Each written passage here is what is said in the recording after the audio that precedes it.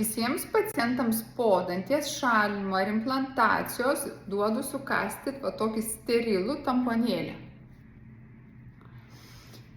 Prašau, kad pacientas sukąstų stipriai, mažiausiai pusę valandos.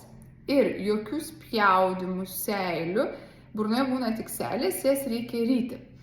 Per 15 metų patirties nėra nei vienam pacientui kraujavę, jeigu laikosi šių nurodymų. Tai yra, jeigu ir grįžtate namo ir matote, kad iš žaizdos ar po dantenų operacijos, ar po implantacijos, ar po danties traukimo pradeda kraujuoti, tai mes pacientams duodame į namus tokių tamponiukų sterilių.